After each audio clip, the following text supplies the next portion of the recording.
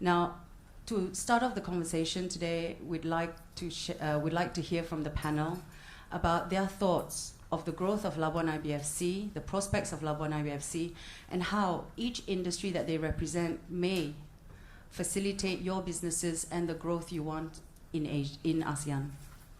Dr. Ida, would you like to start?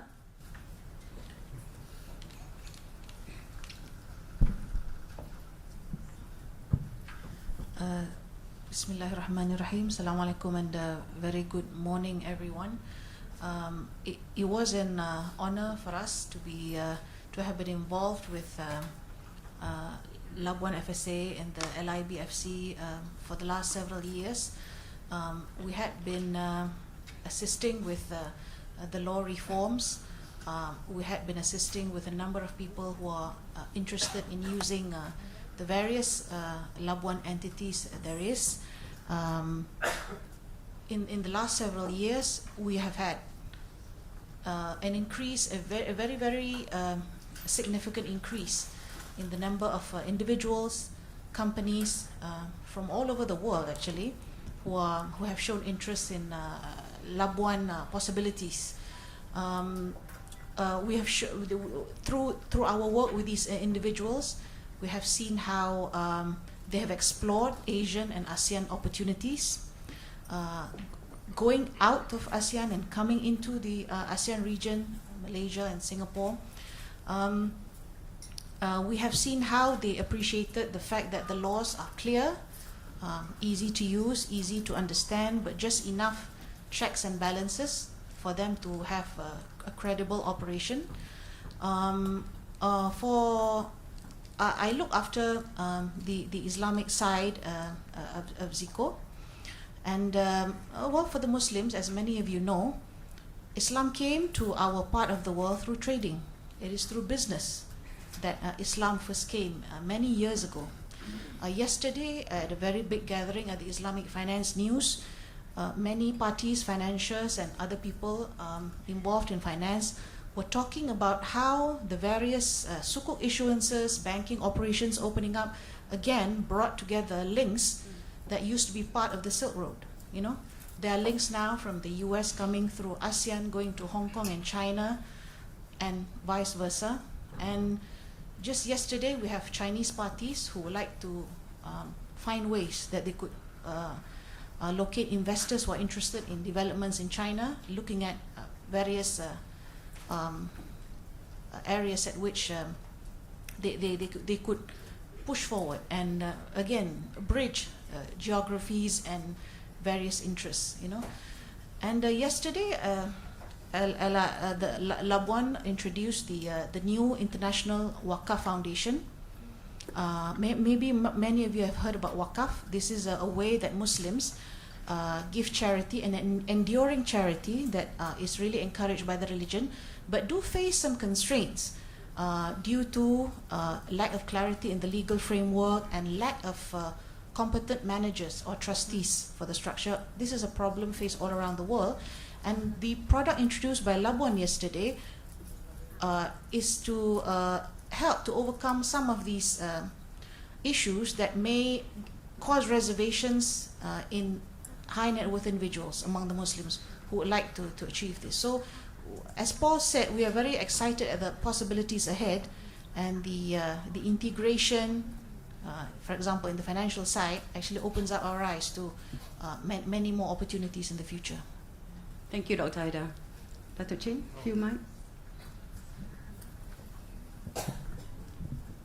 Morning, everybody. I think you're looking at a person who, in terms of Labuan, can be put into a museum. I have been in Labuan for 34 years and involved in this industry for more than 25 years now. One of the very few pioneers, together with, I think, Dato Howard also. Both of us, if Labuan ever have a museum on Labuan IBFC, both of us should be there, you know. I just want to recall that in 1990, 15th of October, I think at that time the PM, Dr. Mahathir, launched Labuan IBFC At the time, we called ourselves Labuan Offshore Center. And at that time, Labuan was very well underdeveloped. When I was there at that time, we used to call Labuan the cowboy town. Why? Because after dark, you can hardly find dinner. Restaurants are all closed. You know. Wow. After the IBFC, I think more people come in, more developments. You have seen more developments, a few high-rise buildings, and of course now life in Labuan is not that boring anymore. Okay, now you talk about the trust industry. I think we started off in 1991. That time there's only a few trust companies. Of course, the trust industry in Labuan has gone through ups and downs. During the 1996-97, I think Labuan was very vibrant. A lot of people from overseas come to set up company in Labuan. But the financial crisis in 98 made a very deep impact on Labuan. And with that, I think a lot of countries have changed their law and regulations, and Labuan was quite badly affected then. However, we have gone through that. In 2010, I think thanks to all the law reform that we have, now I think people have learned more about Labuan. The law are more certain and very modern, and because of that, we see quite a number of interests that have been generated. People are coming now to use Labuan. Yesterday's the result shows that we are growing despite other countries, other jurisdictions are not doing so well, but we are still having double-digit growth in the number of incorporations. And that is using the figure of 11,000 to grow. You know, if you are using the number of active company, I think the number will be much bigger.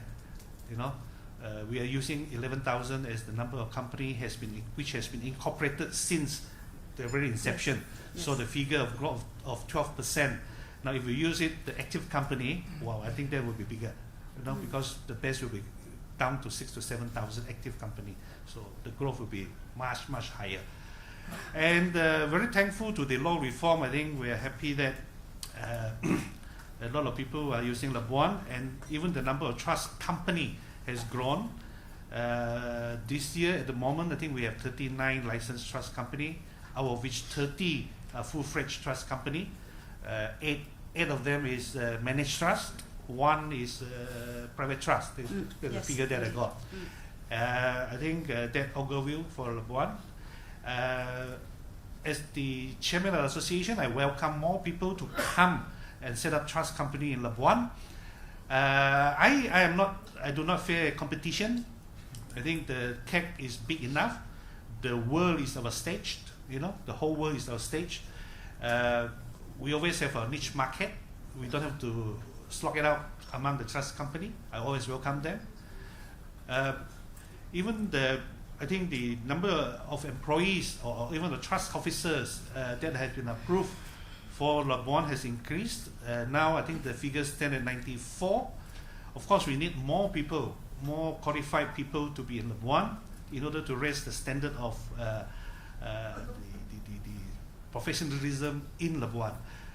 One of the results of the brand audit that was carried out by Labuan IBFC was that Labuan we still lacking in professionalism. Okay, so we don't have enough skilled people to handle those clients that are increasingly using modern techniques and things like that. So we welcome you to come to Labuan. Bear in mind that GST is new there, you know, so your salary, you know, we will have 6% increase on that. Okay, so lastly, I think Labuan is a good place to stay, you know, and to work. Even for pleasure, evening still good enough. Thank you.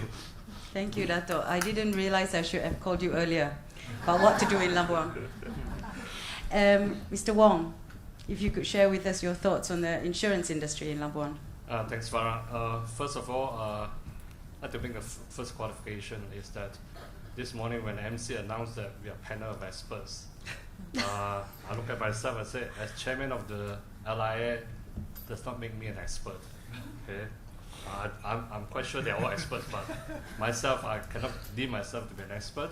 But I have worked in a company that has a Labuan office for the last 16 years, so that makes me some point of reference for people to talk about Labuan. Okay, and number two. After listening to Mr. Paul's keynote speech, I think we don't need to sit down here anymore because he sold Labuan so much. We don't have to sell anymore. The third thing I just want, the next thing I'd like to elaborate, not just to mention to you guys, is that talking about Dato Chin, how Labuan grew. 16 years ago, we are not as big as now it is.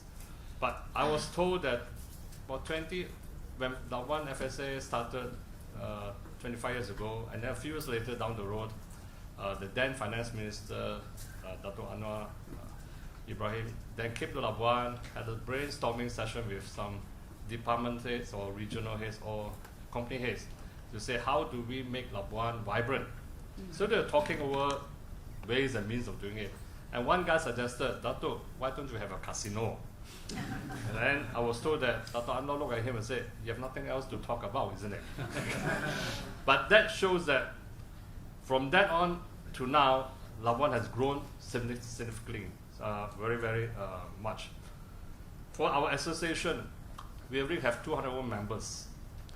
And I was doing a calculation, out of the 200 members in our association, the Labuan International Insurance Association, I rule out the live brokers because they are not really insurance related, they are just selling products to people. There are about 115 of us. And out of the 115 entities, be it insurance, reinsurance, brokers, there were about 38 of them from international organizations. That shows that Labuan is a place where money can be made, things can be done, you know. I can only talk about insurance, I can't talk about other things. When we look at Labuan, the company that I work for, we didn't look at just because of the tax angle. We look at when we started there, what was the main aim of Labuan is to access into the Malaysian market. That was about 16 years ago. But Labuan has grown to a stage whereby, if you consider IFC, you know, we are just like Bermuda. Bermuda is right in the middle of the Atlantic Ocean. I've been there once, I don't think I want to go there again. All right. Why is it so successful? It's because they're a big hinterland in the US. You know, the US is such a big economy, and people use Bermuda as a regional reinsurance financial center, and it became such a successful thing that everyone talked about Bermuda. Then you look at Labuan now, and as Mr. Paul says, ASEAN Economies is big. Labuan is sitting just like Bermuda, you know, very strategically located. We are not talking about ASEAN economy, we're talking about Asia, we're talking about China, we're talking about Korea, we're talking about Japan. And further south, a lot of them down under would like to be part of Asia. And I think Labuan can also look at that angle as well. So, you know, vis-a-vis Bermuda, Labuan would not lose out. However much Dato Chin is attracting you to go to Labuan, Labuan is actually a good place to work as well. But the good thing is that Labuan authorities do not insist that you set up office in Labuan. We have got the market officers, we have a KL or JB. You know, they allow people to come in and work very freely. And that is the potential of Labuan. You know, Bermuda, you have to site in Bermuda, you cannot work in New York, you know. When Labuan, you set up a Labuan office, work in KL, okay? Now, why is KL so, I would say, so competitive, you know, in terms of the region? Yes, we cannot compete with Singapore or Hong Kong at the moment. Maybe because it's island state, the regulatory things are much easier to implement, you know. Labuan have to take care of a lot of other issues. But I don't think we should lose out in the long term, because I always look at availability of KL as a good place to invest. Why I say that is because in the insurance industry, in Malaysia, we have one of the best insurance trained staff in the market. All right? The insurance industry is a very mature industry in Malaysia. And you look at servicing the ASEAN market, we will have people who can speak English, we have people who can speak Mandarin, because people speak Indonesian Malay to cater to the Indonesian market. So that makes us a very ideal place to recruit staff, you know, to handle the opportunities in the ASEAN market. Then we have a lot of the good infrastructure in Malaysia.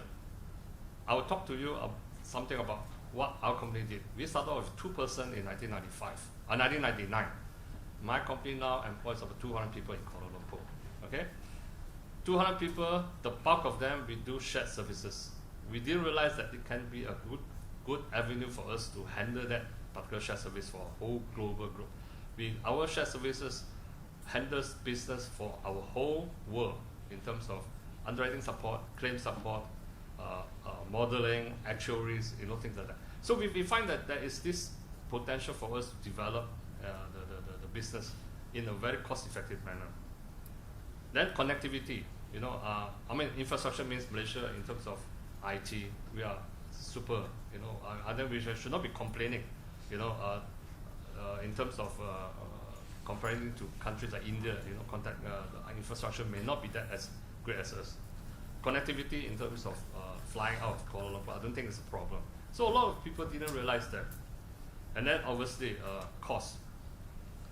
If you compare Hong Kong and Singapore in the future, you know, if AEC comes in, if they're going to base in these two countries, the cost is going to eat them, cannot kill them.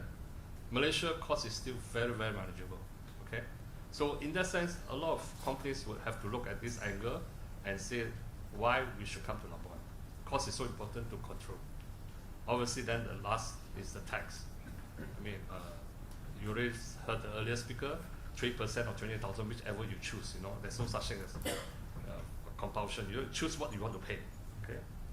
Then I'm talking about insurance premium. You know, when we started in Labuan, a lot of insurance entities started in Labuan because of the Malaysian market. If you're not based in Labuan, you don't have the first or second bite of the cherry. Because the Labuan gave us the opportunity to get business from Malaysia, that was one good benefit that people would come to Labuan. And I was looking at a study, you know, last year, 2014, the total Malaysian insurance industry general insurance premium was about $4.7 billion US. 4.7 billion US dollars. Half of it is motor. Okay, so we are talking about roughly 2 billion US premiums. Labuan in this last year's figure, the insurance industry already accumulated 1 billion US premiums. You know, Labuan has become such a significant player, but people don't notice it. You know, albeit that we may not be able to compete with Singapore or Hong Kong because they are traditional regional reinsurance center, right? But they didn't realize that Labuan is picking up, and we, as a source of business, the Malaysian business, the insurance industry in Labuan has already accumulated more than $1 billion US premium. That shows that it's a very good effort on the Labuan authorities and the government to ensure the IOSC in Labuan is a very, very viable venture. Obviously, going forward, there are a lot of opportunities and threats. The threats will be the AEC, but that for future discussion, you know. Thanks. Thank you. Thank you very much. Mr. Ng? Yeah, hi. Thank you, and good morning to all of you. Perhaps I'll start off with a bit of history also. As you know, Labuan, we were part of Sabah, and in 1984, it became a federal territory. Yeah? So politically, we have only. I mean, it's not a very big state or big island. We have only one member of parliament. So no state assemblyman basically, so very easy to remember, you know. So the current member of parliament is Dato Osman, and so being an FT, I think federal territory, I think you will know that KL is a federal territory, Putrajaya, and us. So there's three of us in FT. So for the banks, just an overview of the banking industry. There is actually 57 of us, 57 licensed banks with us. In terms of business, when we have a look at yesterday annual report, Labuan FSA report, collectively we lent out 32 billion US dollars. So in case you don't know, Labuan banks actually lend out in foreign currency. Our common currency is US dollars. So 32 billion US, it will be about 118 billion ringgit. And as at last year, profit-wise, cumulatively, we earned 461 million US dollars. So ringgit-wise is about 1.7 billion.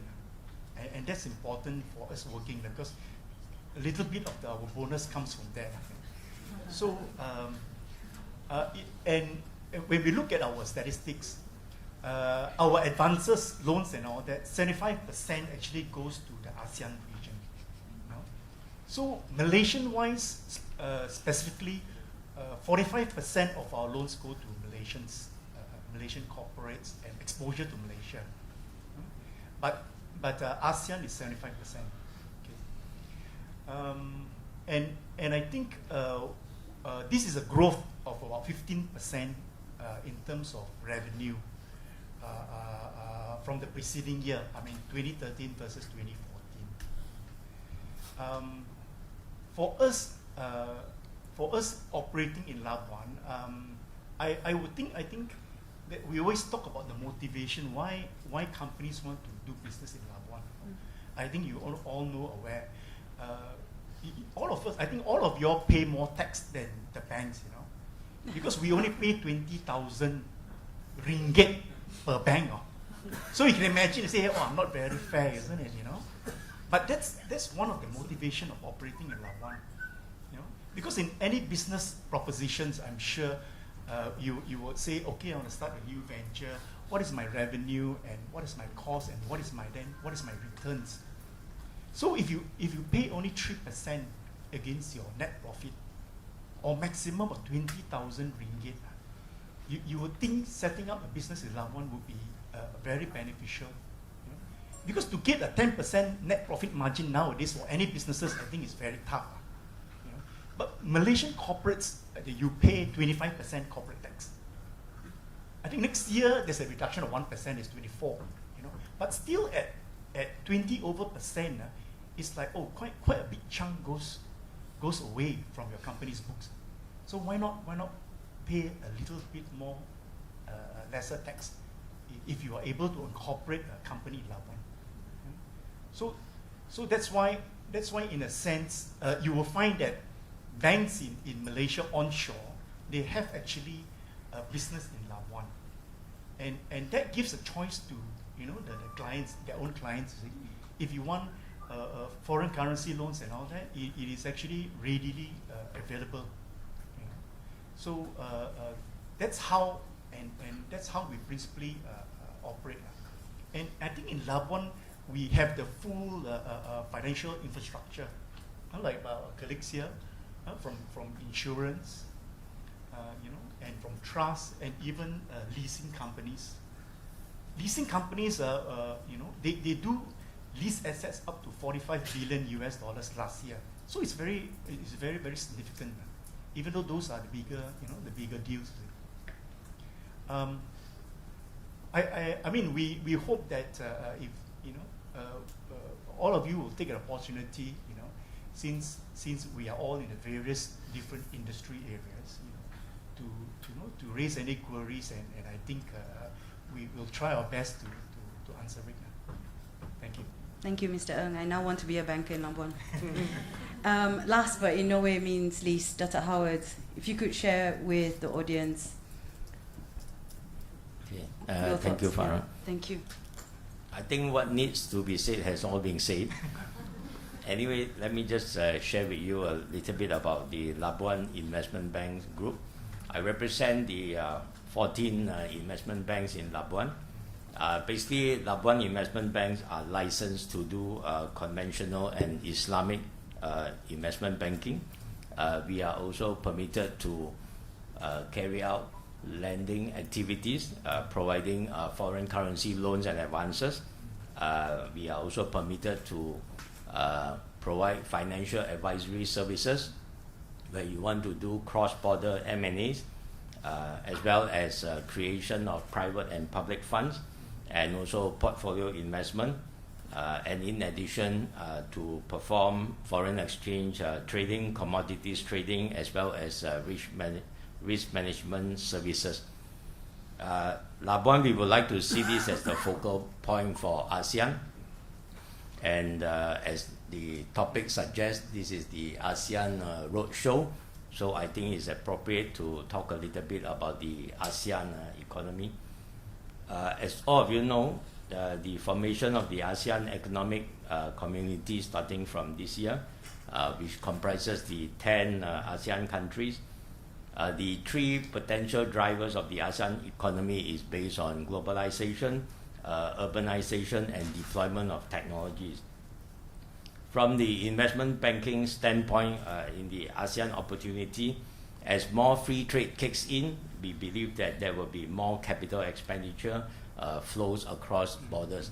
As you recently followed in the paper, some of the Malaysian companies have gone into Cambodia and make acquisitions as well as on infrastructure. So these increasing cross-border activities will lead to more M&A, merger and acquisition, for Labuan opportunities. As it stands, 1/5 of all the FDIs are now inter-ASEAN, and there's a forecast being done between now to 2030. About $7 billion is needed by the ASEAN economies for infrastructure development, of which 3.1 trillion will be in residential real estate, 1.2 trillion for transportation, 1.6 trillion in utilities comprising of electricity and water, and another 0.6 trillion in telecommunications. So specifically, the upside for the financial industry, including offshore banks, will be especially in countries like Vietnam, Cambodia, Indonesia, and Laos. As it stands also, insurance, as was spoken, is also underdeveloped in many ASEAN countries, and this provides good opportunities. And also because in Labuan we position ourselves as the center for Islamic banking. So Islamic banking, the research shows that it's expected to double. Currently it is at $388 billion to reach $770 billion by 2018. Currently, the ASEAN region takes up 19.4% of the global market share of the $2 trillion Islamic banking, and is expected to reach 26% by 2018. So basically, these are some of the facts and figures relating to the potential of Labuan as a focal point for the growth of ASEAN. Thank you, Dr. Howard. And actually, just to share with you, something that maybe has been not highlighted enough is that the Asian Infrastructure Fund, raised by the Asian Development Bank based in Manila, is actually domiciled in Labuan. So that just goes to show you the kind of intermediation and that can be done via the jurisdiction. At this point, I'd like to open to any questions that you may have to the panelists. But just to kick off, I wanted to, while we do that, thank you, Lily, I just wanted to ask Dato Chin, the trust companies, who are basically the corporate secretaries of all Labuan companies, now they get all sorts of business coming through them, obviously. What types of business do you get from ASEAN? What are the kind of ASEAN interests in Labuan, as it were?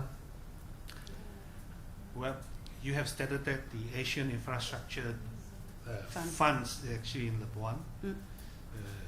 Just to tell you the truth, I'm the one who's taking care of it. I think most of the clients of the trust company are in the Asia Pacific region. Of course, we have some from Europe, some from India, not that many from US. Basically, US tax their people worldwide, and also we don't have a good comprehensive double tax treaty agreement with US. Most of the income are not included in the DTA. So our major client is actually Asia Pacific, and ASEAN is the major market for us. So I think, which is rightly so, because we are here, and Asia Pacific is having the same time zone with Labuan. I think the difference is only 1 or 2 hours. Now, rather than using jurisdiction in Europe, which is 8 hours away, or in BVI, which is 12 hours away, when we work, they sleep. When they work, we sleep. So I think this is very inconvenient. And added to that, I think the culture is also quite different. Business culture is very different. And I think the biggest market in the Asia Pacific is China. I think most of the trust company in Labuan is also able to handle them by speaking their language rather than having to speak English. Chinese in China do not speak English that well. So I think Labuan is naturally, I think, suited for this type of business. Now, trust companies is the gateway. We have mentioned that, and all business registrations and management you must go through, or even filing with the FSA have to go through trust company. See, the first point of contact for the trust company, for all the client. Okay, so that's why I think we're growing. More trust companies are coming into Labuan. Yes, thank you, Dato. And actually, in this day and age where everything's so globalized, everything's so instant, it's interesting to note that actually physical location right smack in the middle of Asia actually is an immense benefit to the jurisdiction. Are there any questions from the floor at this juncture? Have we all put you to sleep? Labuan is supposed to be exciting, remember? No questions? Actually, I have a question for Dr. Ida. I mean, the thing about Asia is, ASEAN is that, we have a huge Islamic population, a Muslim population. Do you think that Islamic finance in Labuan has the potential to grow and expand into all areas within ASEAN? And for example, do you think there's feasibility to set up a Labuan domicile Islamic fund marketed into all the Muslim countries in ASEAN? Yes, of course there is. It is a matter of getting more and more parties to get to know Labuan, understand the legal framework, and fully deliberate the possibilities. So there is a lot of possibilities. Now we would like more and more countries within ASEAN itself to look at each other and look at the potential. If you look at the vehicles, companies, wealth management structures that are available, it is a way that people from different legal frameworks, there's some countries that come from a civil law background, some countries come from a common law background, but they can use this this Labuan entity to achieve what they want. There is a Muslim high net worth individual who is, let's say, from Vietnam or Laos. They can look at a trust which is available in Labuan, which is fairly understood. You can use the civil trust, or you can use the Islamic trust and create what you want. Now you have something specific, a Muslim high net worth individual in Myanmar or Thailand. They can they might be happier with the foundation structure, and there is a regulation just governing a charity that they want to do. So a Muslim from any part of Asia or ASEAN, they can set up a charitable one. They can have one that combines taking care of the family and a charitable one. You can set up wakaf using a trust if you so want, but you have a foundation, you can use a foundation vehicle, and you can take care of your family, hold your assets, and you can do big charitable works wherever you want. You can deploy charitable funds into helping Myanmar, helping Laos, Indonesia, Borneo. So there are a lot of possibilities. Sukuk issuances and Islamic funds, of course. Even the IDB actually sets up Islamic funds via Labuan. So yes, it's a matter of getting more and more people to know about this and getting excited about the integration possibilities that AEC offers also. Yeah. Thank you, Dr. Ida. Farooq, can I just Of add? course, I think please. one of the main reasons why prominence given to Islamic financing if you are a listed company, you may want to be a Sharia compliant stock, you know.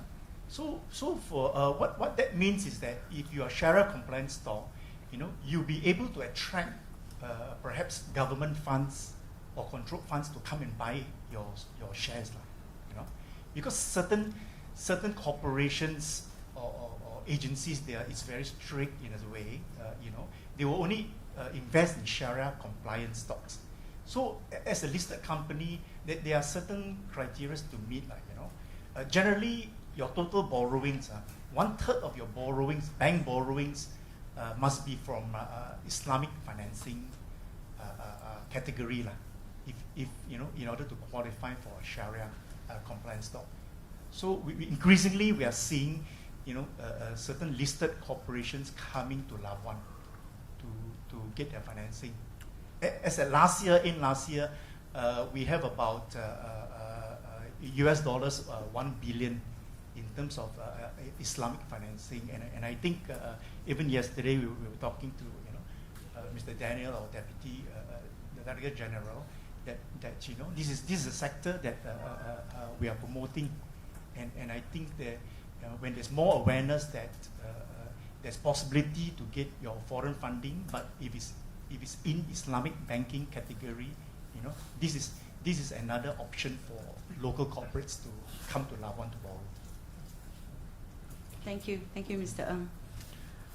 Dato Howard, would you like to weigh in at this stage about your aspirations, maybe for the investment banking industry in Labuan, and the kind of interest that you've also seen coming in from ASEAN? Thank you. In the earlier days of Labuan, back in the 1990s, many of the Malaysian infrastructure financing were raised out of Labuan. That time I was working for DBS Bank, and I set up DBS Labuan back in the 1990s. We were the 3rd largest lender out of Labuan for the Malaysian market in US dollars. We lent that time to Malaysian Airlines when they first bought the 777. We financed the entire fleet. We also financed that time RHB Bank in the acquisition of Kuwait Bank, the big merger of 1.2 billion. But unfortunately, during the ASEAN financial crisis in 1997, suddenly the glory of Labuan just diminished because of the foreign currency loan that had impacted many of the Malaysian borrowers as well as the Asian economy. Since then, we as players in Labuan, we try to bring back that glory. So the way now is that Labuan has transformed, and emphasis is on the Islamic financing as well as on trust, and the new ones are the foundation. Yeah, the wealth management. Yes. And all these other new products being brought in. So, and of course now with this ASEAN Roadshow and also the formation of the AEC, we hope to propel Labuan again back to the forefront. Absolutely, yeah. But in the case of what we are doing, investment banking, we have done quite a number of cross-border M&A. We also advise Malaysian companies that are going overseas. Case in point is one of the public companies that is now doing a project in the Middle East. We incorporated a company for them in Labuan as the holding company for overseas investment. Reason being, when dividends are repatriated back to Malaysia, if it goes through the Labuan company, then you only pay that 3% or that 20,000 tax which you elect. And after that, when that Labuan company further repatriates the dividend back to Peninsula, there is no more tax on it. Yeah. So this is where the benefits that can come out of it. Yeah, Thank you, Dato. And Mr. Wong, can I just ask, do we have a question? We have a question. Thank you, Nat. Thank you, Jocelyn. Thank you, Nat. Hi, Farah. Can Hi. I know how did the government decide on Labuan itself, and why not Langkawi or Tioman? So, Why don't you ask me whether I know the 4D number for tomorrow? Not a tough question then. No, maybe I can help. Please. Now, why Labuan was made in the IBFC back in the 90s? You know, in the 80s, after 84, after Labuan has been declared as a federal territory, in fact, the Barisan National Government lost the parliamentary seat there, okay, because people are not very satisfied, and the cabinet then have to decide what to do with Labuan. You know, Labuan, as Tun M says during the opening of the Labuan IBFC, is that everything in Labuan is imported. So in order to develop Labuan, the government came out with what we call the smokeless industry, which is financial center. You know, so if you want to put heavy industry there, whatever industry there, is not workable because of the transportation, you know, shipping and so on, which is very far, very expensive, and especially now they call it a cabotage policy, which is Sabahan has defined it as a sabotage policy. Sabotage policy. Yeah, because it's more expensive. You know, you don't allow foreign ships to pick up cargo within the Malaysian ports. Borders, yeah. So that make it very expensive. Goods from Sabah or Labuan is very expensive to, you know, they say if you send a container from Port Klang to Labuan, you can send that container to US already, the cost. You know, so it's not a good way for the manufacturing industry. So what else? You know, financial services, and at that time they make a study about BVI, they make a study on Cayman and all those islands, and then they develop a law, even Jersey, I think. So this is the only way forward for Labuan, other than what else? You know, now no other industry can survive. But of course, recently, the past 5 or 10 years, the oil and gas industry has taken shape in Labuan, and that helps Labuan develop quite a lot. But the two main industry in Labuan is now the financial services and the oil and gas. Now with the oil prices coming down, the oil and gas industry is a little bit, the luster is a little bit off. You know, a lot of people are not getting jobs now in Labuan, and the population has decreased quite a lot. And the flights are not so full. Yeah. Okay. Thank you, Dato, for that save. Any questions? Are there any questions? No? It's a question in the front from Sham.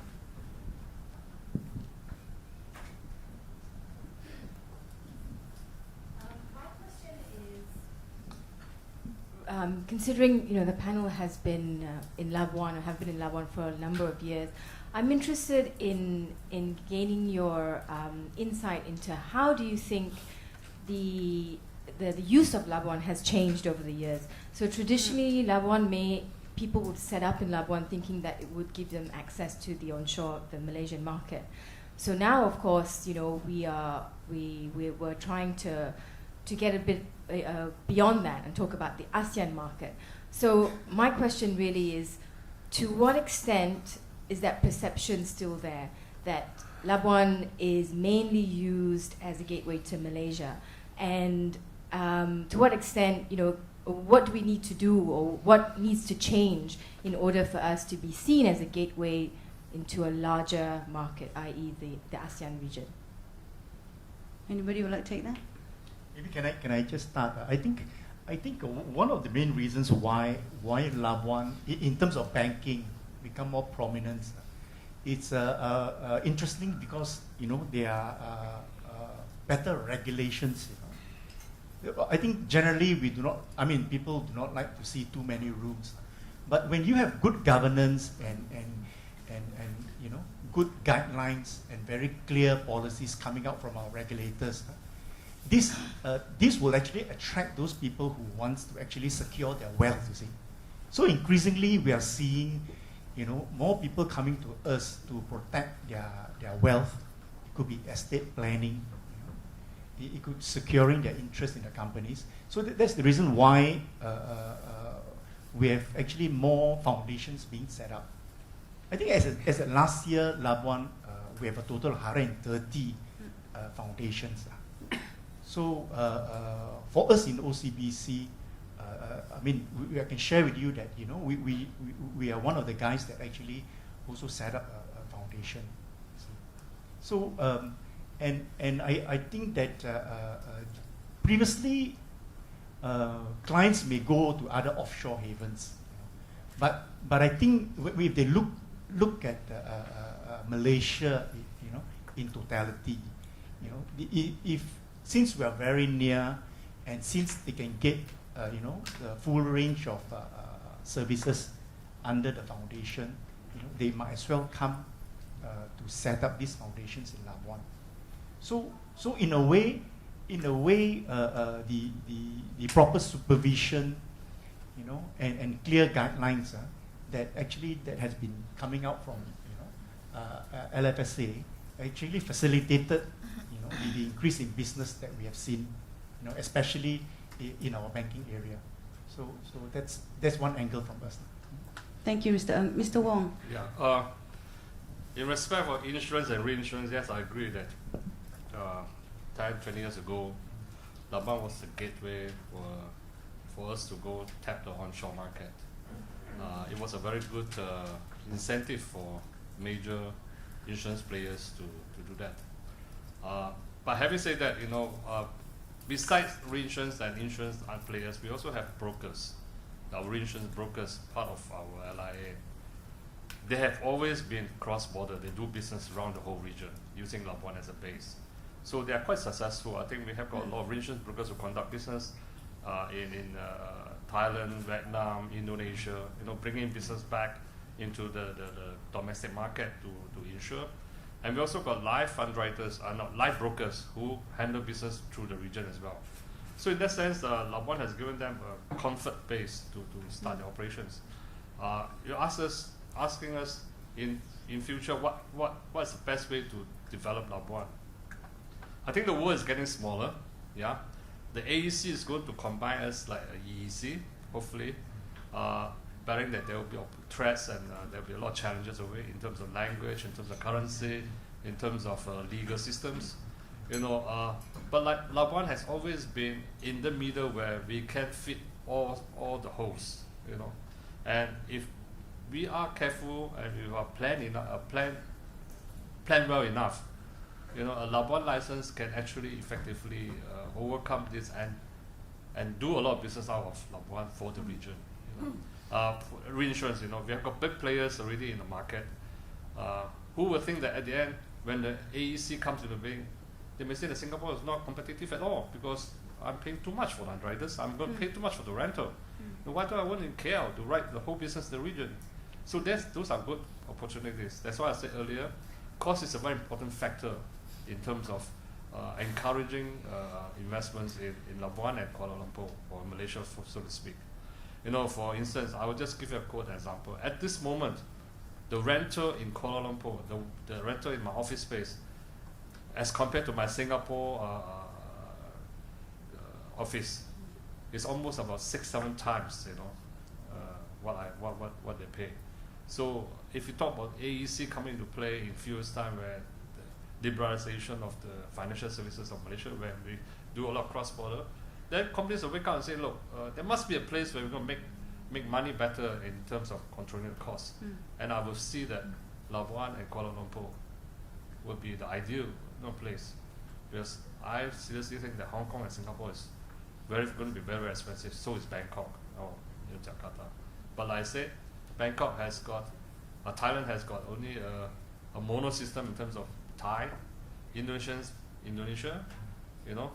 So if you talk about the same place of the same, will be comparable to Singapore, Hong Kong, and that's where the pool of staff, pool of education, pool of skilled workers are the same, but the cost is such a big benefit. So I think we should look at that. Dato. As an old man, I always want to talk about history. Labuan IBFC was declared open in 1990. At that time, the law do not or did not allow Malaysian to hold shares in Labuan company. They are only allowed to do business outside of Malaysia, the companies, okay? And only on occasional, exceptional cases that banks can go into Malaysia and insurance can go into Malaysia. Other than that, no dealing with Malaysian. No Malaysians are allowed to hold shares in the Labuan company. So after that, I think we fought very hard. The association fought very hard to asking the government to relax the holdings of shares in Labuan company. We argue that Malaysian, if we don't allow them to use Labuan company to do out business means nothing to do with Malaysia, they will go to Bermuda, they will go to Jersey, they will go to BVI. The money will be leaving the country. And with that argument, I think they listened. So in 1996, they allowed Malaysians to hold shares in Labuan company. And in the same year, Labuan, the Offshore Financial Services Authority, was set up as a one-stop center. Okay. Now, since then, in 1996, Malaysians are allowed to hold shares in Labuan company, but still not allowed to deal with Malaysian. Okay. If you deal with Malaysians, I think then you'll be contravening the Labuan Companies Act, except certain transactions which are allowed in insurance and banking. Then come 2010. This is the watershed year where Malaysians or Labuan company, not only Malaysians can hold shares in Labuan company, they are allowed to deal with Malaysians, domestic Malaysians company as well.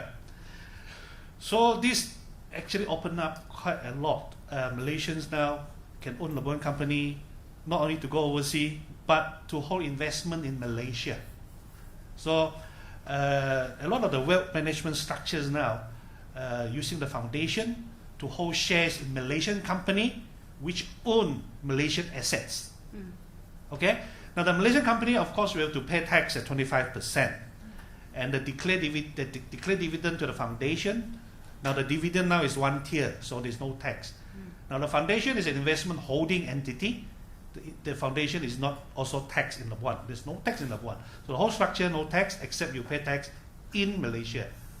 So this is what we're using it for wealth management purpose. Now, however, there's one caveat. If you use the Labuan entity to go and deal with Malaysians, then your transactions will be taxed under the Income Tax Act. You see? Now, because that transaction does not fall under the definition of Labuan business activity. Now, Labuan business activity means in, from, or through Labuan, in a currency not in Malaysian ringgit, and you're dealing with non-resident. So if you're dealing with residents and in ringgit, then it does not fall under the definition. And under the law, if you do not fall under the definition, then you'll be taxed under Income Tax Act. Now this is the difference, this is the history. Now in the early days, the Labuan structures were used for investment holding and also for tax planning purpose. I remember in the early 90s, a lot of Korean company came to Malaysia to set up companies. At that time, because the Korean monetary policy was that the Korean cannot hold more than a certain percentage of the share, and the foreigner also are not allowed to hold more than a certain percentage of the share. Now, before the company go for IPO, what they have done is to transfer all the shares into Labuan company. Okay, and when the thing is because in between the double tax treaty between Malaysia and Korea at that time was that if the company is held by Malaysian, the share held by Malaysian in a Korean company, there will be no capital gain tax in Korea, and that's why they come all the way to Labuan and set up company, go back IPO. After IPO, they make tons of money and no capability can tax. And there is one story that I think is AIG Group. They bought a bank in the Korea at a very cheap price after the financial crisis. And within 2 years, they sold the company and make a profit of 800 million USD. And the Korean government want to tax them, and they use the double tax treaty and says that, no, you cannot tax me. And that's why the Ministry of Finance of the Korea then cramp down hard on Labuan. And since then, there's no more company coming from Korea. But I think good news is that I think that recently we have discussion with them, and they're quite happy to say that they're coming back. But you must have substance. They need to say you must have office in Labuan, you must have this and that. All this will come in already. So we hope next time it will be much better.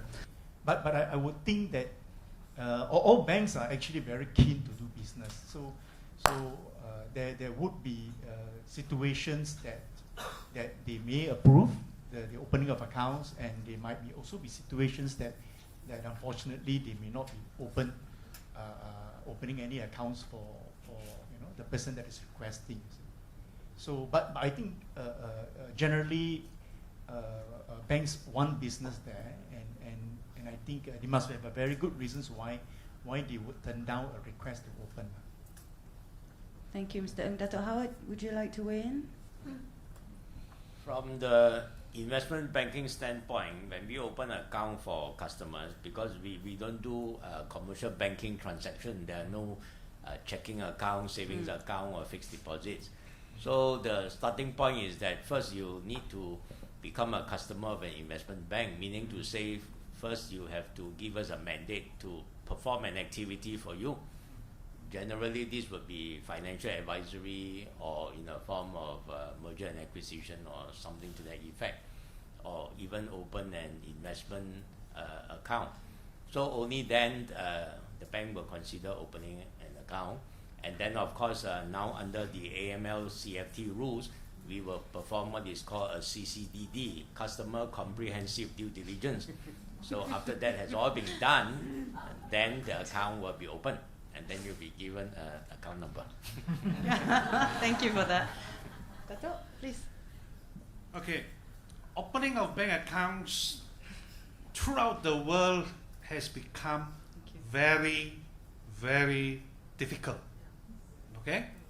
No matter where you go, it's very difficult to open a bank account. That is because of anti-money laundering as well as CFT rules. Opening a bank account in Labuan is not easy as well. I can tell you from my experience. It all depends on your relationships. Okay? If you already have a relationship with the bank somewhere in the world, then I think they may consider you.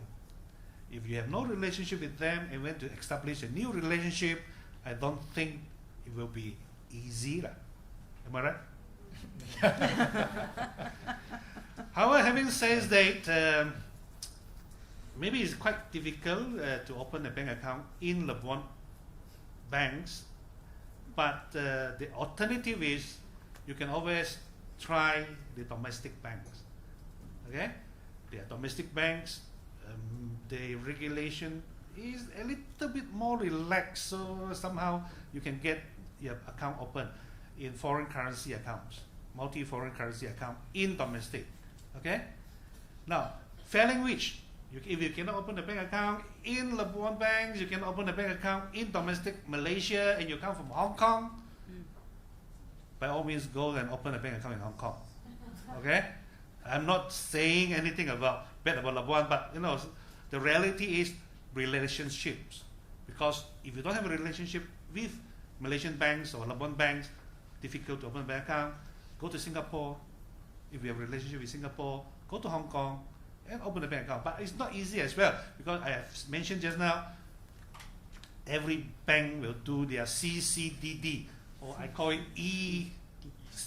ECDD, okay, enhanced customer due diligence or comprehensive customer due diligence. So there's no law to require you for a Labuan company or Labuan entities to open a bank account in Labuan. Okay? So because of that, in order to do business, try to open bank account wherever that is convenient to you, that is suitable for you. Okay? That is my comment. Thank you, Dato. Thank you. Are there any other questions? We don't want to keep you from your lunch. No? Well, I've enjoyed the panel. I don't know about you. And I'd like to really thank all the panel members for taking their time out to be here. Again, I cannot underemphasize the honor that we have to have all of them here today. And please, can you give them a round of applause?